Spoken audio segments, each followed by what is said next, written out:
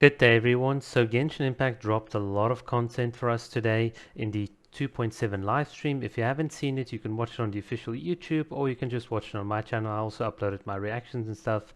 What was really interesting for me is not all the events and stuff that they dropped, but the potential hints that they gave us as to the future direction of this game. In other words, what Hoyoverse intends to do with the game. And that's actually what's going to be the main discussion point for this video.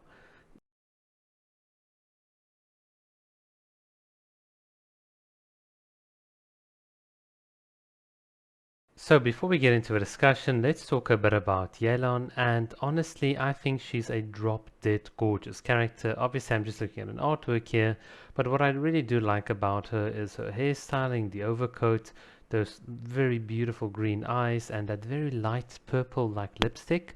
I really, really like it. It's one of my favorite colors, obviously on her nails as well. And then the bit of like beauty spot here on her chest. It's a really, really good, nice and sexy sort of aesthetic that they've added. I do like characters like her and Yamiko and Shenhe that have a more mature look to them.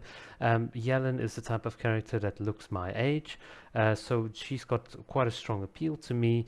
And yeah, I mean, obviously, if you knew a bit about my history and some of the works I also did in terms of setting up the probabilities for casinos and so on, with the gambling slots and so forth, you might understand why I really like this character. There's certainly a bit of an appeal for me about her. So she's really gorgeous. And the other thing that I found about her is, and I've been looking extensively at the artworks, is that she's so photogenic. So you can really draw her in a lot of number of good ways, and the artworks, I think she's one of those characters in Genshin Impact like Kokomi that any piece of art that you make of her is like really good. And if you go here on Pixiv, obviously they can give you like recommendations and so on. I see I might just need to censor some of these things out, but you can look at some of the artworks, you can like them, and obviously then you'll get like a bunch recommended in your sort of feed and so on. Obviously, there's an R18 section for those of you that are interested in that sort of thing. I can promise you some of the R18 works are really good. I absolutely enjoy them as well. But yeah, Pixiv is for me is like a very nice place to just look at art. So I just thought that I'd share that. And then finally, for those of you that might be curious, I've updated my sort of tier list video. I'm obviously not going to go through this again, but Yelan, she's almost like she's borderline like just being in this tier. I almost want to sort of rename this, but her and Kokomi, I mean, I think they'll probably be like my absolute like two favorite characters of all time. And yes, I put Cookie Shinobu in right here as well. I'm not going to explain why, but she's definitely in this tier. All right, so with all the absolute nonsense that I've just been talking about out of the way, let's get into the actual discussion. So cue the stock footage. So now let's talk a bit about the events that we saw in the 2.7 live stream. I think what I saw was some really awesome events for 2.7, but at the back of my mind, I had a bit of a worry.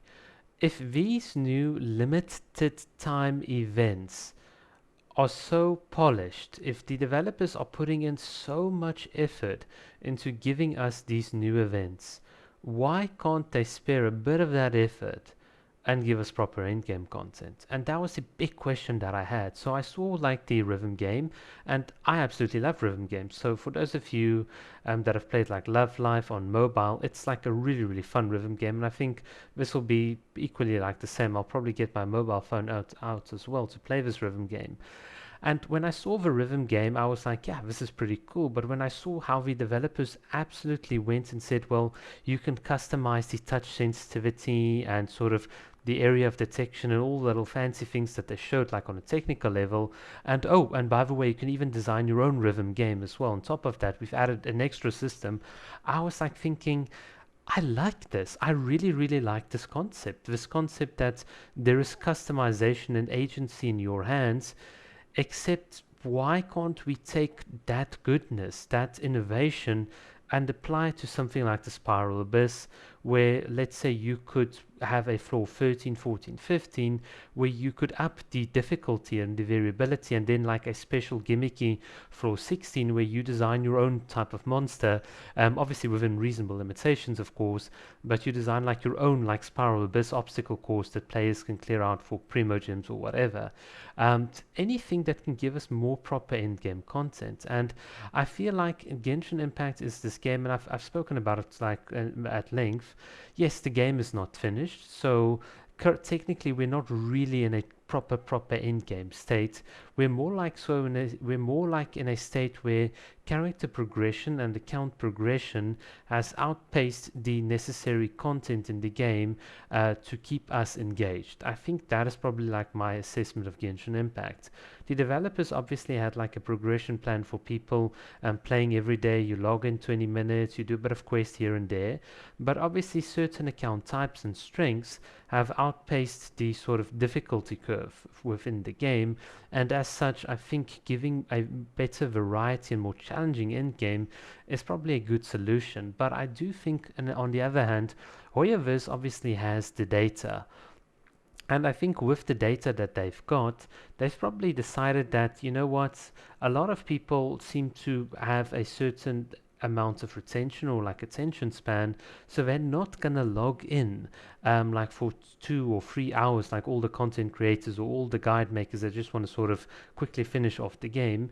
I think what they've realized is that to best capture their target audience, they need to do these limited time events. Do I agree with that? No, not really.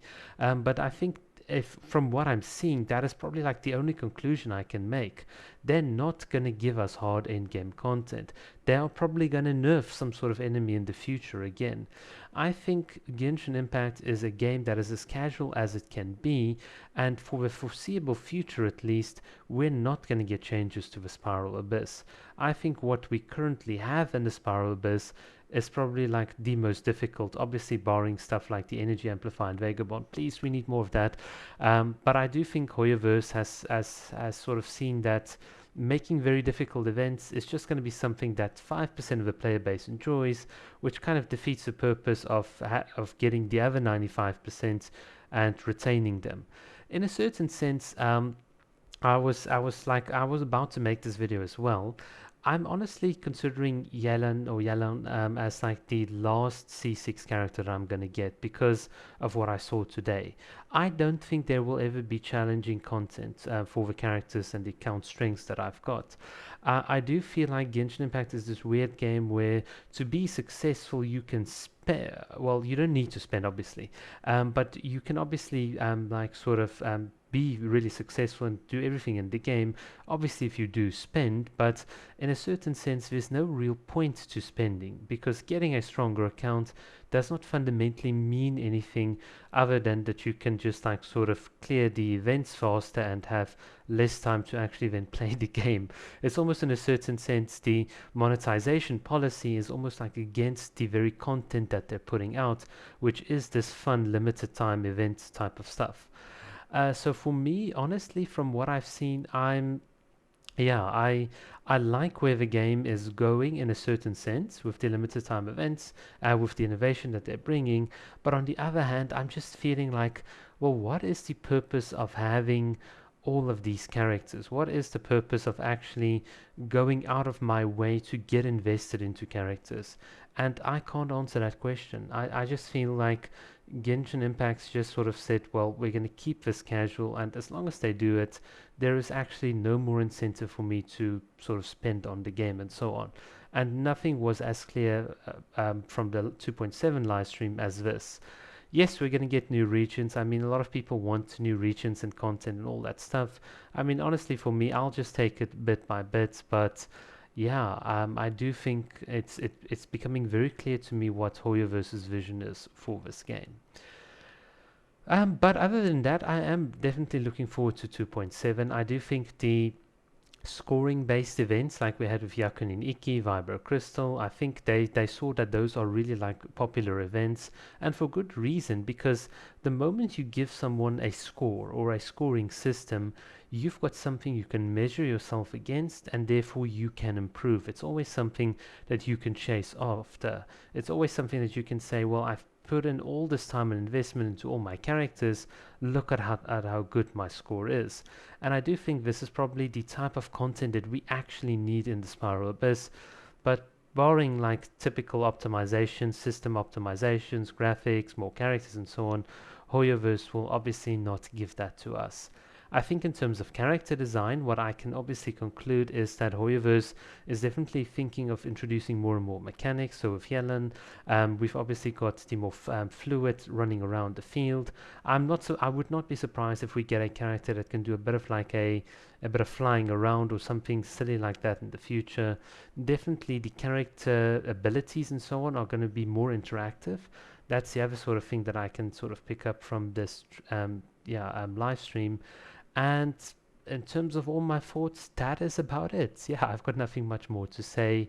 Let me know what you guys really thought about this and about the implications for the future of Genshin Impact. Thanks for watching. Cheers, everyone.